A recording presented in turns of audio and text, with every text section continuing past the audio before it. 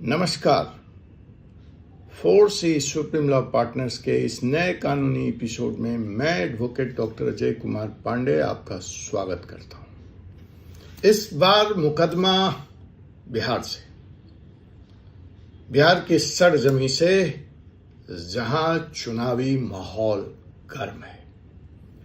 बिहार के तरारी बेलागंज विधानसभा क्षेत्र में उपचुनाव हो रहा है। नामी गरामी पार्टियां मसलन यूपीए या जो अब इंडिया गठबंधन है उसने भी अपना प्रत्याशी दिया है, एनडीए उसने भी अपना प्रत्याशी दिया है।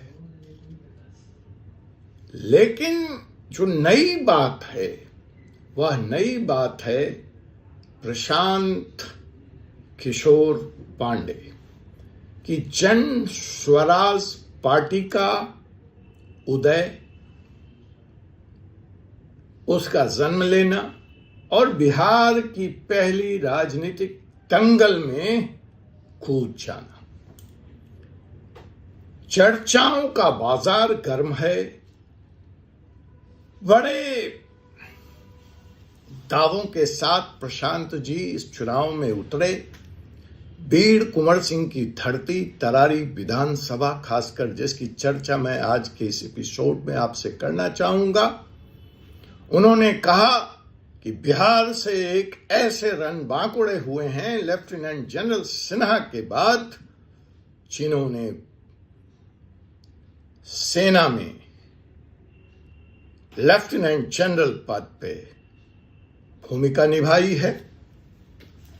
बड़े बहादुर हैं, ईमानदार हैं, साफ सुथरी छवि के हैं और बिहार के लिए बड़े गौरव और सम्मान का बात लेकर आए। प्रशांत किशोर जी का कहना भी है कि वह अपने मंच के माध्यम से अच्छे लोगों को चुनाव में लेकर आना चाहते हैं। राजनीति में जो गंदगी है उसको साफ करना चाहते हैं और इसलिए उन्होंने न सिर्फ एक साफ सुथरी छवि वाले कैंडिडेट को चुनावी मैदान में उतारा, बल्कि अपनी पार्टी का जो अध्यक्ष बनाया है वह भी एक्स आईएफएस अफसर हैं, नाम कमाए हुए लोग हैं। तो ऐसे शुद्ध राजनीति की शुरुआत वो अपने पार्टी के माध्यम से करना चाहते हैं, ऐसा उनका दावा है। सोच अच्छी है, जनता समर्थन दे भी सकती है, देगी या नहीं देगी बिहार की जनता को तय करना है। लेकिन जो मसला है जिस पर मैं बात कर रहा हूं कि बिहार जैसी कास्ट रिडन सोसाइटी में ये नौकरशाह, वो भी एक्स नौकरशाह, जो अपनी अंतिम फेज की जिंदगी में है, रिटायर्ड हो चुके हैं सेवा से, ये कुछ बदल पाएंगे क्या? ये कुछ कर पाएंगे क्या? बिहार की जनता कास्ट के तस्लिम को, भ्रष्टाचार के तस्लिम को, बाहुबल, मसल बल, माफिया बल, नोट बल, इन सब से उबड़ कर ऐसे साफ सुथरे छवि वाले लोगों को क्या अपना नुमाइंदा चुनेगी? यह तो खैर मतपेटी के गर्भ में छुपा है, ईवीएम के गर्भ में छुपा है या भविष्य के गर्भ में छुपा है। लेकिन इस तरह के प्रयोग पहले भी कई राज्यों में देश के स्तर पर होते रहे हैं, उनके परिणाम तो सकारात्मक नहीं मिले।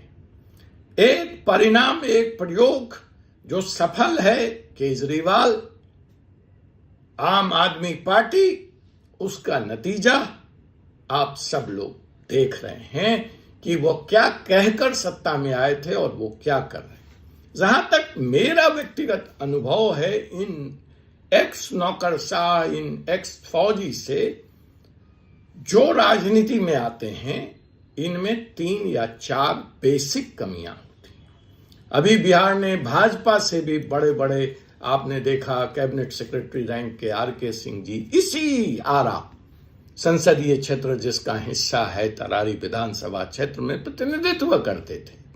लेकिन इन नौकरशाहों के साथ जो समस्या है वो समस्या ये है कि एक तो राजनीति की समझ सिफर, जीरो, ग्राउंड कांटेक्ट जीरो।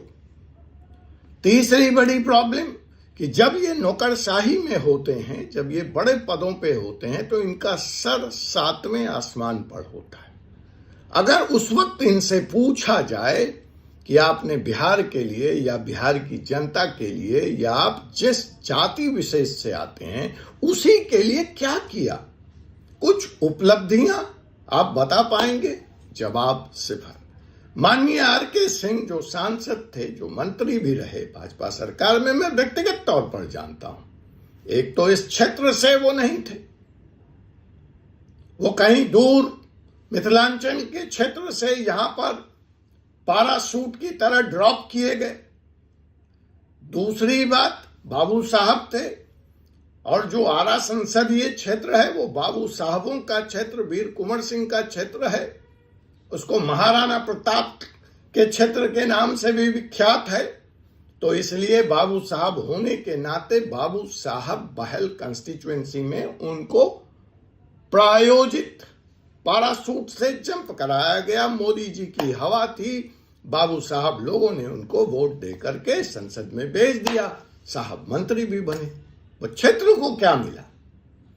जब जनता को यह समझ आया तो विदाई दे दी, मोदी लहर में विदाई दे दी।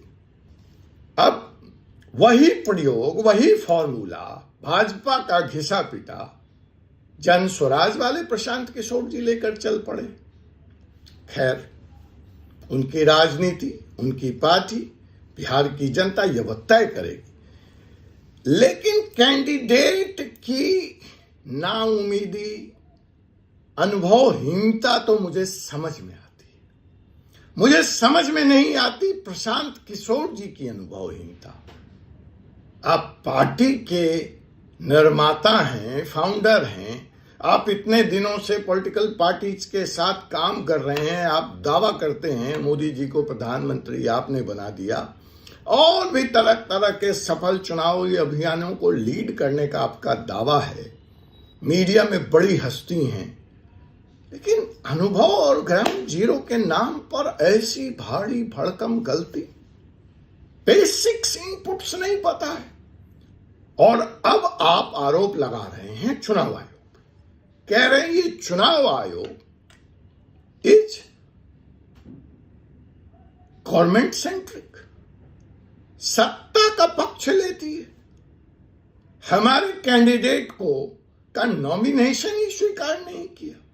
क्या आपको इतनी बेसिक जानकारी नहीं है प्रशांत किशोर जी? सीधे आपसे सवाल पूछता हूं और आप जनता से कहता हूं कमेंट में बताएं मुझे कि विधानसभा चुनाव लड़ने के लिए बेसिक नॉलेज है कि वह व्यक्ति उस विधानसभा का मतदाता होना चाहिए, उसका नाम मतदाता सूची में होना चाहिए। एक बार मुझे भी चुनाव लड़ने का मन हुआ तो दिल्ली से मैंने अपना नाम कटाया और कड़ाहगढ़ विधानसभा, जहां से मैं चुनाव लड़ना चाहता था, वहां अपना नाम जुड़वाया। यह 14 के आसपास की बात है, बहुत पहले। विधानसभा अभी कोसों दूर थी और आपको इतनी समझ नहीं। कृष्णकांत जी की कैंडिडेचर अलाउड कर दी और पता चला कि वो निवासी तो नोएडा के। यह बेसिक जानकारी नहीं। और फिर आपने कहा मतदाता सूची में नाम इनका अप्लाई किया आपने और कहा चुनाव आयोग ने शामिल नहीं किया। 3 महीने पहले मतदाता सूची क्लोज हो जाती। कहां थे आप? और बाद में आप आरोप लगा रहे हैं चुनाव आयोग पर। बेसिक प्रक्रिया की आपको जानकारी नहीं है और अब आप कह रहे हैं कि कोड ऑफ कंडक्ट लग गया इसलिए मतदाता सूची में उनका नाम नहीं शामिल हो सकता। अरे किसी और को समझाइए प्रशांत बाबू। 3 महीने पहले मतदाता सूची क्लोज हो जाती है, प्रिंट हो जाती है। कहां थे आप और आपके कैंडिडेट? मुझे यह कहने में कोई अतिशयोक्ति नहीं हो रही है कि चौबे जी चले थे छब्बे बनने, तूबे बन के आ गए। आपका हाल वही हुआ है। अगर आप बिहार की राजनीति में या देश की राजनीति में सक्रिय भूमिका निभाना चाहते हैं तो कानून की समझ बना लें, कर लें। मिथ्या आरोप चुनाव आयोग पर, सरकार पर लगाकर आप कुछ नहीं करेंगे। अपनी हंसाई कराएंगे, जन स्वराज की हंसाई कराएंगे, उम्मीदवारों की हंसाई कराएंगे। मुझे नहीं मालूम कि बाकी जगह आपने कैंडिडेट क्यों बदले, उनके साथ क्या समस्या थी, लेकिन इस घटना के बारे में मुझे पहले से पूरी जानकारी थी। आपके उम्मीदवार नोएडा के निवासी हैं, वो बिहार से चुनाव नहीं लड़ सकते थे। आपको अनाउंस करने से पहले, ऐसी बचकानी घोषणाएं करने से पहले इस पर होमवर्क करना चाहिए था। हाँ, यह दिगर बात है कि आप हवाई टाइगर हैं, पेपर टाइगर हैं, मीडिया टाइगर हैं और आपका उद्देश्य हवा बनाना था। फिर तो ठीक है, हवा बनाते रहिए। बिहार की जनता बहुत समझदार है। इन हवाई बातों में तो वो आपके साथ नहीं जुड़ने वाली। आपसे पुनः मुलाकात होगी एक ऐसे ही विषय के साथ अगले एपिसोड में। तब तक के लिए मुझे एडवोकेट डॉक्टर अजय कुमार पांडे को अनुमति दीजिए। जय हिंद, जय भारत।